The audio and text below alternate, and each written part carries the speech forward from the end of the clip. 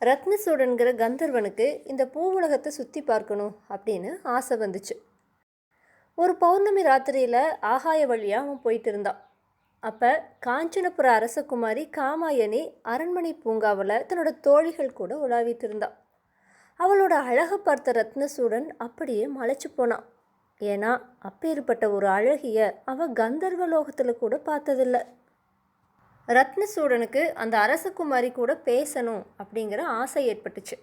அதனால் ஆகாயத்திலிருந்து அவன் கீழே இறங்கி அவகிட்ட போயிட்டு, பேரழகியே நீ யாரு அப்படின்னு கேட்டான்.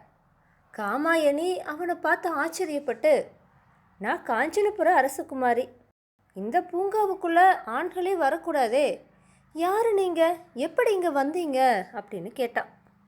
அதுக்கு அவன், நான் ரத்னசூடன்கிற கந்தர்வன், ஆகாய வழியாக நான் போயிட்டு இருந்தப்ப உன்னோட அழகை பார்த்து கீழே இறங்கி இங்கே வந்தேன்னு சொன்னான். அரசகுமாரி கொஞ்சம் கலவரத்தோடு, நீங்கள் இங்கிருந்து உடனே போயிடுங்க, இல்லைன்னா உங்களுக்கு ஆபத்து அப்படின்னு சொன்னான். ரத்னசூடன் சிரிச்சுட்டு, எனக்கு ஆபத்து, என்னோட அற்புத சக்தியை பாரு அப்படின்னு சொல்லி தன்னோட கையை ஆட்டுனான். மறு நிமிஷமே அந்த பூங்காவோட காவலாளிகளும் அரசகுமாரியோட தோழிகளும் நினைவிழந்து விழுந்தாங்க. அதை பார்த்த காமாயணி, அடே அப்பா அப்படின்னு அதிசயமடைஞ்சான். இது கேட்ட ரத்னசூடன் மகிழ்ந்து போய், அழகியே இப்படி கேட்குறேன்னு நீ கோவிச்சுக்காத, உன்னை மணக்க நான் விருப்பப்படுற, உனக்கு சம்மதமா அப்படின்னு கேட்டான். காமாயணி ஒரு முறை அவனை நல்லா உத்து பார்த்துட்டு தலையை குனிஞ்சிட்டே, என்னோட தந்தை என்னோட திருமணத்துக்காக ரொம்ப காலமாக முயற்சி பண்ணி வராரு, ஆனால் எனக்கு ஏற்றவராக யாருமே இது வரைக்கும் கிடைக்கல, நான் உங்களை ஏற்றுக்கிறேன், ஆனால் அதுக்கு முன்னாடி நீங்கள் ஒரு கஷ்டமான வேலையை செஞ்சாகணும் அப்படின்னு சொன்னான். அது என்ன கஷ்டமான வேலை அப்படின்னு ரத்னசூடன் கேட்டான். காமாயணி அதுக்கு, எங்களோட அண்டை நாட்டு மன்னன் சூரசேனன் என்னை மணந்துக்கணும்னு வெறி கொண்டு இருக்கா, ஆனால் அவனை மணக்க எனக்கு விருப்பமே இல்லை, அவன் எங்கள் நாட்டு மேலே படையெடுக்கவும் ஏற்பாடுகளை செஞ்சுட்டு இருக்கான், அவனோட படை பலம் எங்களை விட மிக அதிகமானது, எங்கள் படையோட பலம் அவ்வளவு இல்லை, அதனால் எங்களால் அவனை எதிர்த்து போரிட முடியாது, நீங்கள் அவனை தோற்கடிச்சிட்டிங்கன்னா நான் உங்களை மனப்பூர்வமாக மணந்துக்கிறேன்னு சொன்னான். ரத்னசூடன் அதுக்கு, இதுதானா, இப்போவே கந்தர்வலோகம் போய் எங்களோட மன்னர்கிட்ட தெரிவிச்சிட்டு வர அப்படின்னு சொன்னான். ரத்னசூடன் ஒரு பூலோக பெண்ணை மணக்க விரும்புகிறான் அப்படின்னு கேள்விப்பட்டதும் கந்தர்வ மன்னன் சித்திரசேனன் ரொம்பவுமே கோபப்பட்டான். ஏன்னா அவனோட மகளான லதாங்கி ரத்னசூடனை மணக்க விருப்பப்பட்டான். இது சித்திரசேனனுக்கு தெரிஞ்சிருந்தது. அதனால் அவன் ரத்னசூடனை பார்த்து, கந்தர்வர்கள் மாநிலர்கள் கூட சம்மந்தம் வச்சுக்க கூடாது, அதனால் என்னோட மகளை மணந்துக்கோ, நீ சுகமாக இருக்கலாம் அப்படின்னு சொன்னான். ஆனால் ரத்னசூடன் தான் பூலோகத்தில் இருக்கிற காமாயணியை தவிர வேறு யாரையுமே மணக்க விரும்பலை அப்படின்னு சொன்னான். சித்திரசேனன் கோபப்பட்டு, அப்படின்னா இனி கந்தர்வலோகத்தில் உனக்கு இடமே இல்லை, இனி நீ பூலோகத்திலேயே இரு, இப்பத்திலிருந்து உனக்கு இருக்கிற கந்தர்வ மாயா சக்தி இல்லாமல் போயிடும் அப்படின்னு சபிச்சிட்டான். இதனால் ஒன்றும் ரத்னசூடன் பயந்துடலை. பூவுலகத்துக்கு போய் அவன் காமாயணியை பார்த்தான். காமாயணி ஏற்கனவே தன்னோட தந்தைக்கிட்ட ரத்னசூடனை பற்றி சொல்லியிருந்தான். ரத்னசூடனும் கந்தர்வலோகத்திலிருந்து திரும்பி வந்து காமாயணியை சந்தித்து அங்கே என்னவெல்லாம் நடந்ததோ அதையெல்லாம் சொன்னான். அதை கேட்ட காமாயணி, அடடா, இனி எப்படி சூரசேனன் கூட போர் புரிஞ்சு அவனை நீங்கள் வெல்ல போகிறீங்க அப்படின்னு கேட்டான். ரத்னசூடனுடனே, என்னோட கந்தர்வ மாயாசக்தி போயிட்டாலும் என்னோட புஜபலம் இருக்குது, நான் என்னோட உயிரை பணையம் வச்சு போராடுவேன், அந்த சூரசேனனை போர்க்களத்தில் கதற கதற அடித்து விரட்டுவேன் அப்படின்னு வீராவேசத்தோடு சொன்னான். ஒரு மாதத்துக்கு அப்புறமா காஞ்சனபுர படைக்கு ரத்னசூடன் தலைமை தாங்கி சூரசேனனோட கோட்டையை முற்றுகையிட்டான். சூரசேனனுக்கு படைபலம் அதிகம், அவனும் நல்ல பலசாலி. சூரசேனனுக்கும் ரத்னசூடனுக்கும் கடுமையான போர் நடந்துச்சு. சூரசேனன் எறிஞ்ச ஒரு ஈட்டி ரத்னசூடனோட தலையை தாக்க வந்துச்சு. அப்போ ஒரு வீரன் சட்டுன்னு பாஞ்சு அந்த ஈட்டியை தட்டி விட்டான். அது அவனோட தோளில் குத்துச்சு. அந்த வீரனை பார்த்த ரத்னசூடன், இவனை எங்கேயோ பார்த்துருக்கிறேனே அப்படின்னு நினச்சான்.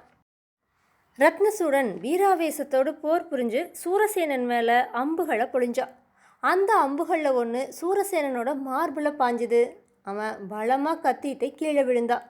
இதை பார்த்து அவனோட படை சிதறி ஓடிருச்சு. போர்க்களத்தில் தக்க சமயத்தில் வந்து தன்னை காப்பாற்றின அந்த வீரனை தேடத் தொடங்குனான் ரத்னசூடன். காயமுற்ற வீரர்கள் இருக்கிற கூடாரத்தில் அவன் இருக்கலாம் அப்படின்னு நினச்சி அந்த கூடாரத்துக்கு அவன் போனான். அந்த வீரனை அவன் பார்த்து அப்படியே திடுக்கிட்டு போனான். அவன் காயமடைஞ்சு நினைவிழந்து படுத்து கிடந்தான். அந்த வீரனோட தலைப்பாகை சற்றே சரிந்திருந்துச்சு. அவனுக்கு அந்த வீரன் யாருன்னு உடனேயே தெரிஞ்சு போச்சு. அப்படி வீரனா வேஷம் போட்டு வந்தவ கந்தர்வ மன்னன் சித்திரசேனனோட மகளான லதாங்கி தான். அவன் லதாங்கிக்கு சிகிச்சை செஞ்சு நினைவு வர செஞ்சான். லதாங்கி கண் திறந்து பார்த்து தனக்கு எதிரில் ரத்னசூடன் இருந்ததால் தலை குனிஞ்சிட்டான். ரத்னசூடன் அவளை பார்த்து, இது என்ன, உன்னை வேண்டான்னு உதறி தள்ளிட்டு வந்த எனக்காக நீ தியாகம் செய்யறியா அப்படின்னு தளதளத்த குரலில் கேட்டான். லதாங்கி அதுக்கு, நீ இல்லாத கந்தர்வ லோகம் எனக்கு சூன்யமாக இருந்துச்சு, அதனால் உன்னை பார்த்து கொண்டேயாச்சும் பூலோகத்தில் இருக்கலான்ட்டு தான் வந்தேன். உனக்கு இப்போ மந்திர சக்தி இல்லாததால் சூரசேனனை எதிர்க்கிறப்ப உனக்கு ஆபத்து வரலான்னு நினச்சி தான் உன்னை பின்தொடர்ந்து வந்த. உன்னை காப்பாற்றிட்டேங்கிற திருப்தி எனக்கு இப்போ ஏற்பட்டுருச்சு, அது போதும். இனி நீ போய் அந்த காமாயணியை மணந்துட்டு சுகமாக வாழ் அப்படின்னு சொன்னான். ரத்னசூடன் அவளுக்கு தன்னோட நன்றியை தெரிவிச்சுட்டு அங்கிருந்து போய் காமாயணியை பார்த்தான். மன்னன் அவனை சூரசேனனை தோற்கடிச்சதுக்காக பாராட்டினான். காமாயணியும் ரொம்ப சந்தோஷப்பட்டு, இனி நம்மோட திருமணம் நடந்துட்டது மாதிரி தான், திருமணம் ஆனதும் என்னோட இன்னொரு கோரிக்கையையும் நிறைவேற்றணும் அப்படின்னு சொன்னான். ரத்னசூடனதுக்கு, இன்னொரு கோரிக்கையா, அது என்னன்னு கேட்டா. காமாயணி உடனே, நீங்கள் இன்னும் பல நாடுகளை வென்று சக்கரவர்த்தி ஆகணும், அப்போ தான் என்னை எல்லாரும் சக்கரவர்த்தினின்னு புகழ்ந்துட்டு இருப்பாங்க, அதுதான் என்னோட ஆசைன்னு சொன்னான். ரத்னசூடனுடனே, என்னை மன்னிச்சிடு அரசகுமாரி, நான் உன்னை மணக்கப் போவதில்லை அப்படின்னு சொல்லிட்டு அங்கிருந்து விர்ருன்னு போயிட்டா. வேதாளம் இந்த கதையை விக்ரமாதித்தன் கிட்ட சொல்லி, மன்னனே, கடைசியில் ரத்னசூடன் நடந்து கொண்ட விதம் விசித்திரமா இல்லை? கந்தர்வலோகத்திலிருந்து வந்த அவன் தானே காமாயணியை பார்த்ததுக்கப்புறமா அவளை மணக்க விரும்புவதா சொன்னான். அதுக்காக அவன் கந்தர்வ மன்னனுடைய மகளை கூட ஏற்றுக்காம கந்தர்வலோக வாழ்க்கையையும் மாயாசக்தியையும் இழந்து காமாயணியை அடையத்தானே ஏங்குனா. இப்படி இருந்தும் கடைசியில் ஏன் அவன் காமாயணியை மணக்க முடியாதுன்னு சொல்லிட்டு போனான்? இது பைத்தியகாரத்தனமான செயல் தானே. என்னுடைய இந்த கேள்விகளுக்கு சரியான விடைகள் தெரிந்திருந்தும் நீ கூறாவிட்டால் உன்னுடைய தலை சுக்கு நூறாக வெடித்து விடும்னு சொல்லிச்சு.